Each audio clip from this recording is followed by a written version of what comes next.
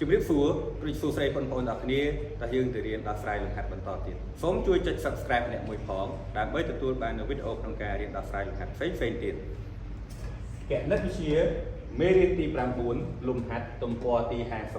59ចូលរកពហុគុណរួមតូចបំផុតនៃចំនួនខាងក្រោមបាទអញ្ចឹងលំហាត់នៅក្នុងទំព័រទី59នេះគេឲ្យយើងរកពហុគុណរួមតូចបំផុតនៃចំនួនខាងក្រោមបាទអញ្ចឹងមុននឹងចូលដល់ការដោះស្រាយលំហាត់យើងត្រូវតែស្គាល់សិនថាតើអ្វីគឺជាពហុគុណអញ្ចឹងពហុគុណគឺជាផលគុណនៃចំនួននោះនិងចំនួនគុណមិនសូន្យរីឯពហុគុណរួមតូចបំផុតគឺជាពហុគុណរួមដែលមានតម្លៃតូចជាងគេបាទឥឡូវយើងទៅដោះស្រាយលំហាត់ឧទាហរណ៍របស់យើងទាំងអស់គ្នាបាទអញ្ចឹងនៅក្នុងលំហាត់កនេះគេឲ្យយើងរកពហុគុណតូចបំផុតនៃ2និង3បាទអញ្ចឹងដើម្បីរកពហុគុណរួមតូចបំផុតនៃ2និង3នេះបានគឺយើងត្រូវតែរកពហុគុណរបស់វានីមួយៗជាមុនសិនអញ្ចឹងយើងដាក់មករកពហុគុណនៃ2ចាំពហុគុណនៃ2យើងដឹងហើយពហុគុណគឺជាផលគុណចំនួននោះនិងចំនួនគុណមិនសូន្យមានថាយើងត្រូវយក2របស់យើងទៅគុណជាមួយនឹង1 2 3 4 5 6ឬក៏គុណរហូតតតែយើងជួបពហុគុណរួមរបស់វាបាទអញ្ចឹងយើងដាក់មកពហុគុណនៃ2មាន2ម្ដង2 2 2ដង4 2 3ដង6 2 4ដង8 2 5ដង10 2 6ដង12 2 5 2ដង14 2 5 3ដង16 2 5 4ដង18 2 10ដង20បាទអញ្ចឹងយើងរកពហុគុណត្រឹមចំនួន10ដងសិនទៅឬក៏10តួដំបូងតទៀតយើងទៅរកពហុគុណនៃ3ពហុគុណនៃ3មាន3ម្ដង3 3 2ដង6 3 3ដង9 3 4ដង12 3 5ដង15 3 5 1ដង18 3 5 2ដង21 3 5 3ដង24 3 5 4ដង27 3 10ដង30បាទអញ្ចឹងបន្ទាប់ពីយើងរកពហុគុណរបស់វានីមួយៗរួចយើងចាប់ផ្ដើមទៅរកពហុគុណរួមរបស់វាអញ្ចឹងពហុគុណរួមគឺជាពហុគុណដែលមានតម្លៃដូចគ្នាយើងឃើញថានៅក្នុងលេខ6ដូចគ្នាអញ្ចឹងយើងគូសវងជុំវិញលេខ6មួយបន្តមកទៀតយើងទៅរកមើលទៀតតើវាមានដូចគ្នាដែរទេបាទអញ្ចឹងយើងឃើញថានឹងមានលេខ12មួយទៀតដែលមានដូចគ្នាបាទអញ្ចឹងយើងគូសវងចំពោះលេខ12មានលេខ18រួមគ្នាម្ដងទៀតយើងគូសចំពោះលេខ18ចឹងយើងឃើញថាយើងមាន3តួដែលមានរួមគ្នាបើសិនជាយើងរកទៅមុខតទៅទៀតនោះយើងនឹងឃើញតួផ្សេងទៀតប៉ុន្តែនៅក្នុងលំហាត់របស់យើងគេឲ្យយើងរកពហុគុណរួមតូចបំផុតអញ្ចឹងបើរួមតូចបំផុតមានន័យថាគឺជាកន្លែងដែលវាជួបគ្នាមុនដំបូងគេបំផុតហើយមានតម្លៃតូចជាងគេបំផុតនៅក្នុងនេះយើងឃើញថាយើងមាន3គឺ6 12និង18គេឲ្យយើងរកតូចបំផុតអញ្ចឹងបើគេឲ្យយើងរកតូចបំផុតគឺមានន័យថាយើងត្រូវយកលេខ6ដូចនេះពហុគុណរួមតូចបំផុតនៃ2និង3ស្មើជាមួយនឹងលេខ5លេខ6បាទនេះគឺជាចម្លើយរបស់យើងនៅក្នុងពហុគុណរួមតូចបំផុតរបស់វានៅក្នុងលំហាត់ខក៏មិនខុសពីលំហាត់កដែរគឺគេឲ្យយើងរកពហុគុណរួមតូចបំផុតនៃ2និង4វិញម្ដងដើម្បីរកពហុគុណរួមតូចបំផុតបានយើងត្រូវតែរកពហុគុណរបស់វានីមួយនេះមួយយើងដាក់មកពហុគុណនៃ2មានអញ្ចឹងពហុគុណនៃ2គឺយើងរកបានខាងលើហើយភាសាហើយដល់យើងបាន2តទៅពី2គឺ4 6 8 10 12 14 18និងមកនិង20រីឯ4យើងអាចសូត្រមក4ម្ដង4 4 2ដង8 4 3ដង12 4 4ដង16 4 5ដង20 4 6ដង24 4 7ដង28 4 8ដង32 4 9ដង36 4 10ដង40បាទអញ្ចឹងយើងរកត្រឹម10តួដំបូងសិនទៅបើសិនជាយើងរក10តួដំបូងអត់ទាន់ជួបទេគឺយើងត្រូវរកតទៅមុខទៀតព្រោះថាពហុគុណ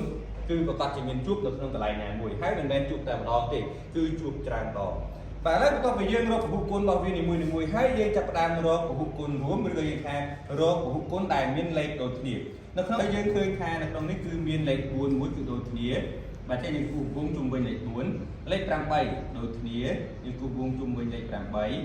លេខ12មានដូចគ្នាចេះយើងគូសវងជុំវិញលេខ12បាទលេខ16មានដូចគ្នាចេះយើងគូសជុំវិញលេខ15 1ហើយលេខ20មានដូចគ្នាយើងគូសជុំវិញលេខ20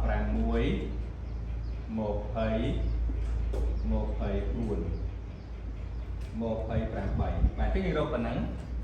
bạn chấp có bây giờ đâu hụt quân này buồn với kia giờ đâu hụt quân này prang bảy thêm prang bảy miền prang bảy đòn prang bảy bị đòn đọc prang muối prang bảy đòn một thầy buồn prang bảy buồn đòn sang sập phí prang đòn phải sắp prang muối đòn phải sập prang bảy và tôi tiết kia giờ đâu hụt quân gồm như khơi khai mình lấy prang bảy được phía trùn phía lấy đọc prang muối lấy một thầy buồn ចេញយកពហុគុណរួមតូចបំផុតគឺជាលេខ5 3ដូចនេះពហុគុណរួមតូចបំផុតនៃ4និង8ស្មើ8លំហាត់បន្តទៀតគឺលំហាត់ឆអញ្ចឹងលំហាត់ចគឺជាលំហាត់ដែលមានពហុគុណរួមតូច2ខ្ទង់លោកគ្រូសូមរំលងយកលំហាត់ឆរបស់យើងវិញម្ដងអញ្ចឹងលំហាត់ឆគេឲ្យយើងរកពហុគុណរួមតូចបំផុតនៃ2 4និង8អញ្ចឹងនៅក្នុងលំហាត់ឆនេះគឺយើងឃើញថាវាមាន3តួវិញម្ដងបើមាន3តួក៏មិនខុសពី2តួដែរគឺយើងត្រូវរកពហុគុណនីមួយជាមុនសិនមុននឹងយើងរកពហុគុណរួមតែអញ្ចឹងយើងដាក់មកពហុគុណនៃ2មាន2ម្ដង2 2 2ដង4 2 3ដង5 1 2 4ដង5 3 2 5ដង10 2 5 1ដង12 2 5 2ដង14 2 5 3ដង15 1តោះទៀតយើងរកពហុគុណនៃ4 4ម្ដង4 4 2ដង8 4 3ដង12 4 4ដង16 4 5ដង20 4 5 1ដង20 4 5 1ដង24 4 5 2ដង25 3រួចយើងរកពហុគុណនៃ8ទាំង8ម្ដង8 8 2ដង16 8 3ដង24 8 4ដង32 8 5ដង40 8 5ដង40 8 6ដង48 8 5 2ដង56បាទបន្តមកទៀតយើងត្រូវរកពហុគុណរួមតូចបំផុតរបស់វាយើងឃើញថានៅក្នុងនេះគឺមាន4ហើយនិង4នេះគឺមានពហុគុណរួមគ្នាប៉ុន្តែអាទី3នេះអត់មានទេអញ្ចឹងនៅក្នុងពហុគុណរួមតូចបំផុតគឺយើងត្រូវចាំបាច់រកពហុគុណរួមមានគ្រប់ទាំង3បើមានតែ2បែបនេះគឺយើងអត់យកទេគឺទាល់តែមានគ្រប់ទាំង3ទើបយើងយកបាទអញ្ចឹងយើងឃើញថានៅក្នុងនេះមាន8ដែលមានគ្រប់ទាំង3ដូចគ្នាទាំង3តួរបស់យើងចឹងសូមបញ្ជាក់ម្ដងទៀតបើសិនជាមាន2គឺយើងអត់យកទេលុះត្រាតែមានទាំង3ទើបយើងយកដូចនេះចឹងគឺយើងមាន4ហើយនិង4រួមគ្នាប៉ុន្តែវាមានតែ2ចំនួនរីឯចំនួនទី3អត់មានចឹងយើងអត់យកទេ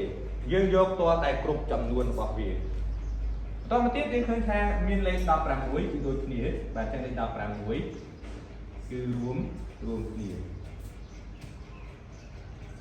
បាទ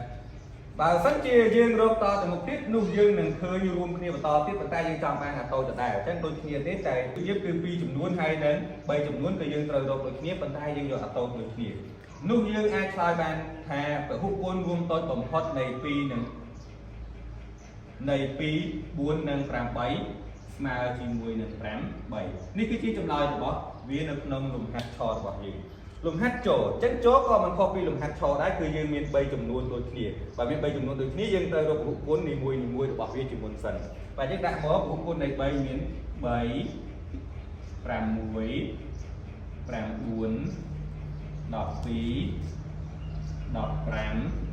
18បាទចឹងយើងរកធំ4 5 6តួសិនទៅបើសិនជាអត់មានជួបទេយើងចាំរកតទៅមុខទៀតពហុគុណនៃ6មាន6 12 18 24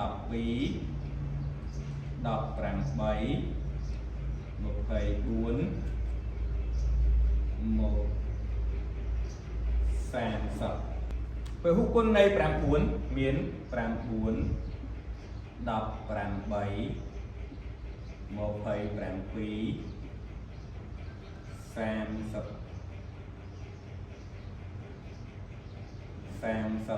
26 45បន្តមកទៀតយើងទៅរកពហុគុណរួមរបស់វាយើងឃើញថាក្នុងនេះគឺមាន6 6ដូចគ្នាប៉ុន្តែតួទី3អត់មានមាន9 9ប៉ុន្តែតួទី2អត់មានវិញយើងឃើញថាមាន12 12តែតួទី3អត់មាន18 18 18យើងឃើញថាវាមានរួមគ្នា18មួយទាំងអស់គ្នានោះយើងគូសវងវាមួយមកបាទចឹងយើងឃើញថានៅក្នុងនេះយើងរកធំ6តួដំបូងបែបនេះយើងឃើញថារួមតែមួយទេប៉ុន្តែបើសិនជាយើងរកតទៅមុខទៀតយើងនឹងឃើញពហុគុណរួមរបស់វាជាច្រើនទៀតនៅខាងមុខប៉ុន្តែយើងត្រូវយកតម្លៃតូចជាងគេបើយកតម្លៃតូចជាងគេគឺយើងនៅតែយក18ដដែលយើងអាចឆ្លើយប្រាប់គេបានដូចនេះពហុគុណរួមតូចបំផុតនៃ3 6និង9ស្មើជាមួយនឹង15ស្មើជាមួយនឹង15 3បាទនេះគឺជាចម្លើយរបស់យើងនៅក្នុងលំហាត់ចូលបាទអញ្ចឹងសម្រាប់លំហាត់ផ្សេងទៀតយើងគ្រាន់តែរកពហុគុណរបស់វានីមួយរួចយើងយកកតារួមរបស់វាកតាលេខណាខ្លះដែលជាពហុគុណរួមរបស់វាហើយមានតម្លៃតូចជាងគេនោះគឺឲ្យគឺជាចម្លើយរបស់យើង លោកគ្រូសង្ឃឹមថាបងប្អូនទាំងគ្នានឹងអាចមើលពីរបៀបដោះស្រាយនេះបានហើយយកវាទៅអនុវត្តនៅលើលំហាត់ផ្សេងៗទៀតដែលមានលក្ខណៈស្រដៀងនេះសូមជួយចុច Subscribe អ្នកមួយផងដើម្បីទទួលបាននូវវីដេអូក្នុងការរៀនដោះស្រាយលំហាត់ផ្សេងៗទៀតអរគុណជម្រាបលា